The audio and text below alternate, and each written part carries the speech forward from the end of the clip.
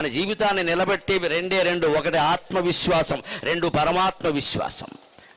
ఒకటి ఆత్మవిశ్వాసం, రెండు పరమాత్మ విశ్వాసం. మన మీద మనకి నమ్మకం ఉండాలి, మనని పుట్టించిన భగవంతుడి మీద నమ్మకం ఉండాలి. మనకు ఉండాల్సింది బల్లిపాట్లు పిల్లి కోతలు కాదండి. బల్లి పిల్లిన మన జీవితాలను నిర్ణయించేది. మాట్లాడడానికి బుద్ధి జ్ఞానం లేదా? ఎదురుగా వచ్చిన శకునాన్ని బట్టి నీ పనులు అవుతాయో కాదో ఉంటాయి. దానికి మనకి సంబంధం ఏమిటండి అసలు? పైగా ఇవాళ రోడ్లు ఎలా ఉన్నాయి? పూర్వంలా పల్లెటూళ్ళు కావు. ఖమ్మం బజార్ అయినా, సత్తుపల్లి బజార్ అయినా 100 మంది ఇటు వస్తారు, 100 మంది అటు ఎడతారు. అందులో మంచి శకునాలు ఏవో చెడ్డ శకునాలు ఏవో పెడితే గోమే కొట్టేస్తారు పట్టుకొని. నన్ను చెడ్డ శకునం అంటావా? అందులో మంచినీళ్ళ బిందులు వాళ్ళు ఉంటారు, కట్టెల మోపులు వాళ్ళు ఉంటారు. ఏది మంచో ఏది చెడ్డ ఎలా చెబుతారండి? కట్టెల మోపు కనపడగానే చెడ్డ అంటారు. అర్థం లేని మాట. ఎందుకంటారో ఆలోచించండి. ప్రతి నమ్మకాన్ని ఖండించే ముందు ఎందుకంటారో ఆలోచించాలి. కట్టెల మోపు చెడ్డది ఎందుకైందండి? శ్మశానంలో శవాన్ని దహించేటప్పుడు కట్టెలు వాడతారు. అందుకని కట్టెల మోపు అశుభం అనుకుందాం అంటే, మరి వంట వండడానికి కూడా కట్టెలు వాడారు కదండి.